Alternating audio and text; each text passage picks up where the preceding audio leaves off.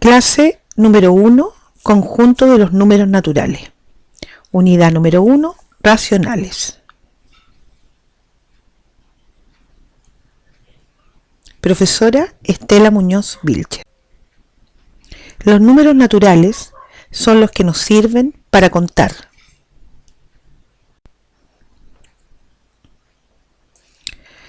¿Cómo se representan los números naturales? En forma algebraica, con una letra n y un palito adelante.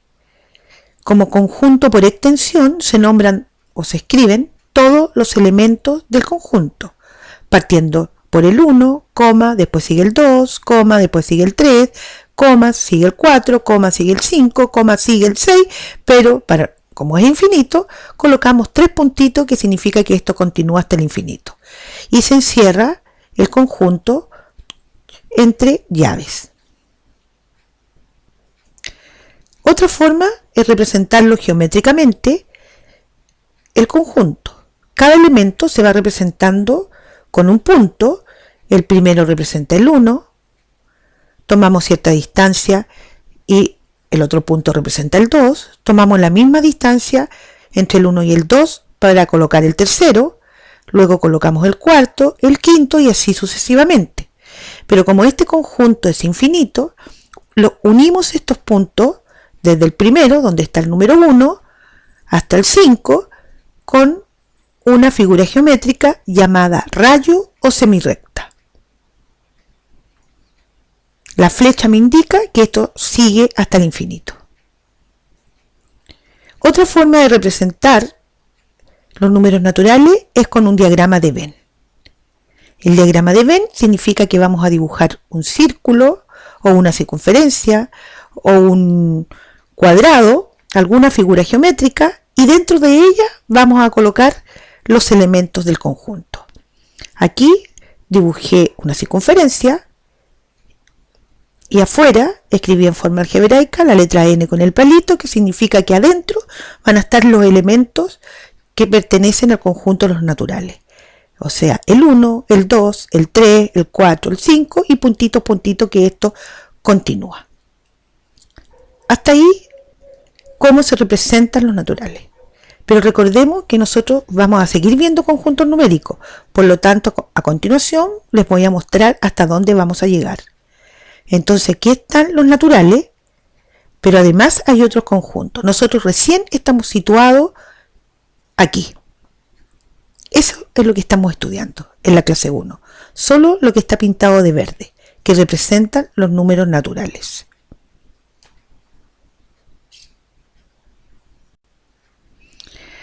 A continuación veremos las características que tienen los elementos de este conjunto de números naturales. Primero nos dimos cuenta que tiene un primer elemento, que es el 1. Es el único conjunto numérico que sabemos dónde comienza. En este caso comienza en el 1.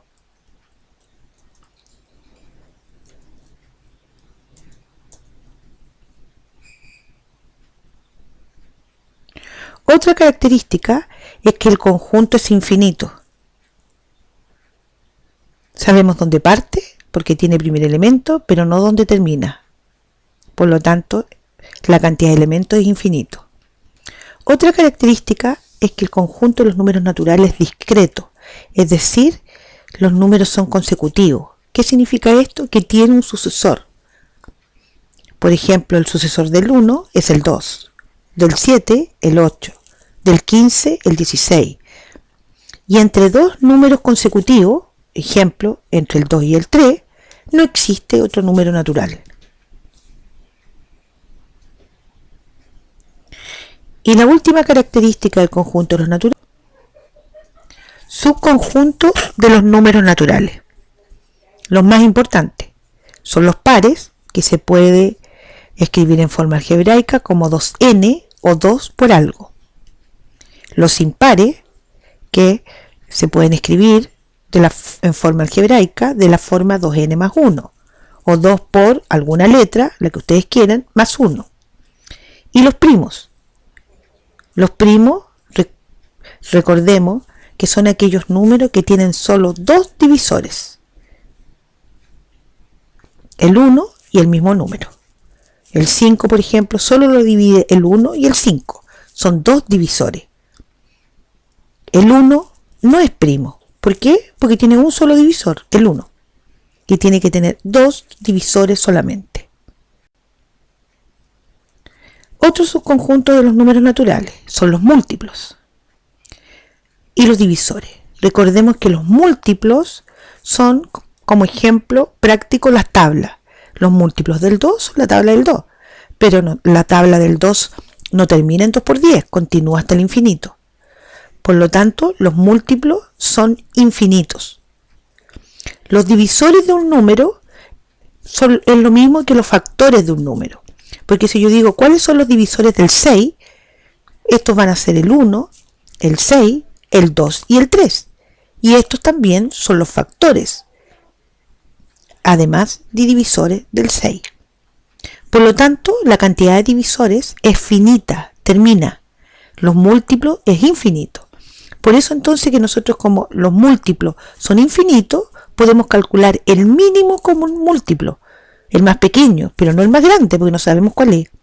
Y en los divisores es una cantidad finita. Por lo tanto, ahí podemos encontrar cuál es el mayor de estos divisores. Por eso podemos encontrar el máximo común divisor, porque el mínimo siempre va a ser 1. El 1 siempre cabe en todos los números. Otra cosa importante son las reglas de divisibilidad. Recordemos algunas. Se va a poder simplificar, ¿cierto? O dividir siempre por 2 cuando un número sea par.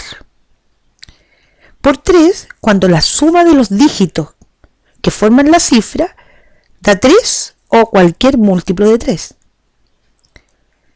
Por 5 cuando termina en 0 o en 5. Por 6 si es por 2 y 3 a la vez. Las dos cosas tienen que ser en forma simultánea. Por 9 cuando la suma de los dígitos es 9 o múltiplo de 9. Les queda como desafío recordar cuál es la del 3, cuál es la del 7, cuál es la del 10, cuál es la del 11.